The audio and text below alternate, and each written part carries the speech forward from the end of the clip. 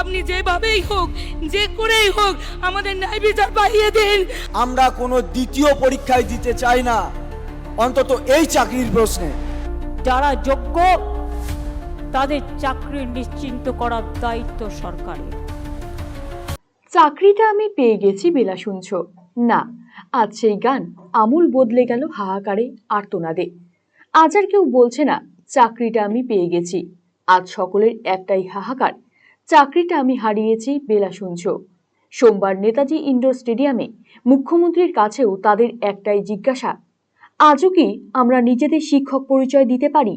জাতির মেরুদণ্ড হিসেবে পরিচয় দেওয়া হতো যে শিক্ষকদের, আজ সেই শিক্ষকদের সম্মানবোধে পড়ল কুঠারাঘাত। দেশের শীর্ষ আদালতের নির্দেশে আজ রাজ্যের প্রায় 26,000 শিক্ষক ও শিক্ষক কর্মীর চাকরিহারা। কিছু অযোগ্যদের ভিড়ে সামাজিক নিরাপত্তার অভাবের মধ্যে ঠেলে দেওয়া হলো কিছু যোগ্য শিক্ষকদের। আর সোমবার নেতাজি ইন্ডোরে চাকরিহারা যোগ্যদের সঙ্গে মুখ্যমন্ত্রীর বৈঠকে দু চোখে অঝরে জল ঝরল একদল শিক্ষকের। তাদের একটাই দাবি, সরকার ফিরিয়ে দিক তাদের সম্মান।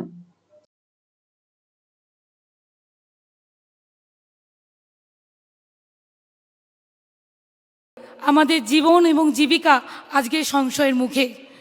আমি একজন 11-12 কম্পিউটার অ্যাপ্লিকেশনের টিচার ছিলাম, বর্তমানে নেই। কেন নেই? আমার দোষে নেই, কিন্তু এই জাজমেন্ট, কোন জাজমেন্ট? প্রথমে হাইকোর্টের ইমপিউজ জাজমেন্ট, আর এখন সুপ্রিম কোর্টের সুপ্রিম জাজমেন্ট। কি জাজমেন্ট? না টেন্টেড আনটেন্টেড বাছাই করা যায়নি, এই একটা জাজমেন্ট। যেখানে সিবিআই তদন্ত হচ্ছে, বাক কমিটি তদন্ত হচ্ছে, তাতেও আমরা যোগ্য সেটাকে বাছাই করা গেল না। তার জন্য নাকি তারা কোনো তদন্ত করে উঠতে পারলো না, পুরোটাকে সন্দেহের বশে ঠেলে ফেলে দিল। যাদের হয়তো একটা বাড়ি তৈরি হয়নি, আদৌ মাথার ছাদ হবে কিনা জানি না। কেন হলো এরকম? আমরা তো জাজমেন্টই চেয়েছিলাম, আমরা তো সুবিচার চেয়েছিলাম, আমরা সুবিচারের জন্য সুপ্রিম কোর্টে গিয়েছিলাম, যা যা তথ্য দেওয়া দিয়েছিলাম, তারপরেও আমাদের এই অবস্থা।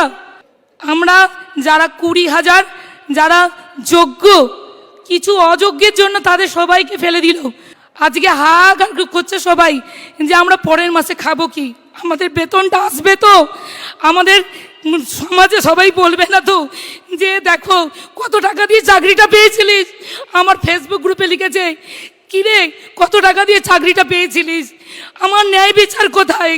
আমি সুপ্রিম কোর্টে গিয়েছিলাম আমার ন্যায় বিচার দেওয়ার জন্য, আমি ন্যায় বিচার চাইছি মাননীয় মুখ্যমন্ত্রীর কাছে, আমার ন্যায় বিচার চাইছি। আপনি যেভাবেই হোক, যে করেই হোক আমাদের ন্যায় বিচার পাইয়ে দিন, আমরা নইলে মারা পড়ব। যোগ্য চাকরিহারাদের নিয়ে গঠিত প্ল্যাটফর্মের বেশ কয়েকজন সদস্য এদিন মুখ্যমন্ত্রীর সামনে তাদের দৃষ্টিভঙ্গি তুলে ধরেন।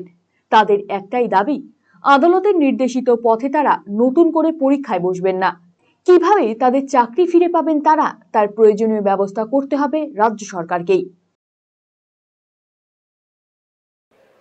যখন আমরা অপরাধী নয় এবং এই অপরাধের দায় আমাদের নয়, তাই আমরা যে চাকরিতে যেভাবে আছি আমাদের সেই চাকরিতে সেইভাবেই বহাল রাখার জন্য আমি আবেদন করছি। এবং 7 বছর আগে আমরা পরীক্ষা দিয়ে আমাদের যোগ্যতার প্রমাণ দিয়েছি, তাই আমরা কোনো দ্বিতীয় পরীক্ষায় দিতে চাই না, অন্তত এই চাকরির প্রশ্নে।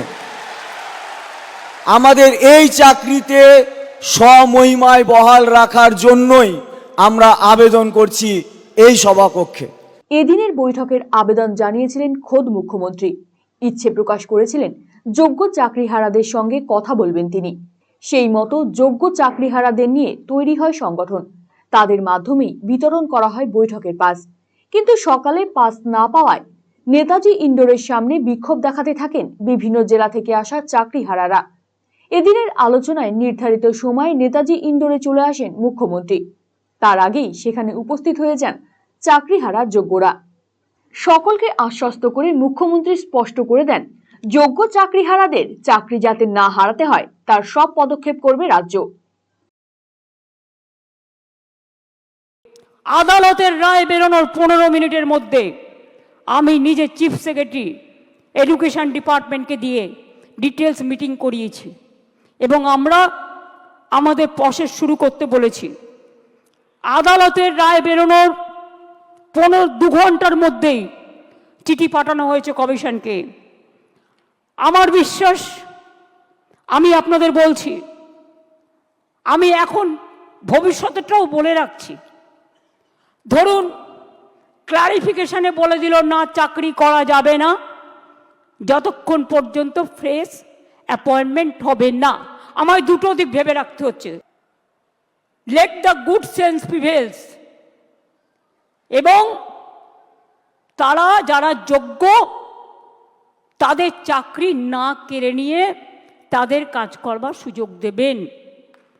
বাই চান্স যদি না দেয় তাহলেও মনে রাখবেন, যারা যোগ্য তাদের চাকরি নিশ্চিন্ত করার দায়িত্ব সরকারের। এদিনের আলোচনা থেকে আবারও নিজের মানবিক মুখের পরিচয় দেন মুখ্যমন্ত্রী মমতা বন্দ্যোপাধ্যায়। তিনি বলেন, আদালতে যোগ্য অযোগ্য ভাগ করে দেয়নি, আপনাদের স্কুলে না যাওয়ার নির্দেশ নিয়োগকারী কর্তৃপক্ষ দেয়নি, ফলে আপনারা কাজ চালিয়ে যান। আপনাদের তো কেউ চাকরি টার্মিনেট করেনি এখনো পর্যন্ত, করেছে কি? কোনো নোটিশ পেয়েছেন? আপনার বিরুদ্ধে দুর্নীতি না যদি প্রমাণ করতে পারে তো কি আপনাকে কেউ যেতে বারণ করেছে? যান না, আপনি আপনার কাজ করুন না। আপনার কাজ কে বারণ করেছে? আপনারা বাচ্চাদের শিক্ষা দেবেন না, আপনারা বাচ্চাদের পড়াবেন না, আপনারা স্কুলগুলোতে ক্লাস করবেন না। হ্যাঁ, তখন যদি সুপ্রিম ভলেন্টারিলি সার্ভিস কিন্তু সবাই দিতে পারে, সেখানে কিন্তু আটকাবার কোনো জায়গা নেই কারো। এদিনের আলোচনা থেকে রাজ্যের বিরোধী দলগুলোকেও তোপ দাগেন মুখ্যমন্ত্রী। মধ্যপ্রদেশের ভেপম কেলেঙ্কারি, বিজেপির রাজ্যে কতজন মানুষকে খুন করা হয়েছিল? 89 জন, আজ পর্যন্ত বিচার পায়নি। নিট নিয়ে অনেক অভিযোগ উঠেছিল, সুপ্রিম কোর্ট নিট কিন্তু বাতিল করে দেয়নি। শুধু বাংলাকে টার্গেট করা হচ্ছে কেন, এটা আমরা জানতে চাই। বিহারে কি হয়েছে, রাজস্থানে কি হয়েছে, ইউপিতে কি হয়েছে? সিপিএম এর আমলে চিরকুট দিয়ে চাকরি হয়েছে এবং বিজেপি রাজ্যেও হয়েছে। অস্বীকার করতে পারবেন না, বাংলার ট্যালেন্টকে আপনারা ভয় পান। সুমিত দের রিপোর্ট, আরসিটিভি সংবাদ।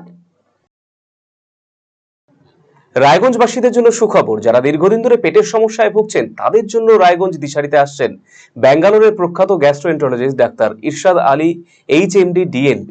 এখন থেকে প্রতি মাসে নির্দিষ্ট দিনে ডাক্তারবাবুকে দেখাতে আজই যোগাযোগ করুন দিশারি হেলথ কেয়ার, উকিলপাড়া, রায়গঞ্জ শাখায়। যোগাযোগ করুন 7477785509 এই নম্বরে এবং 7477785512 এই নম্বরে।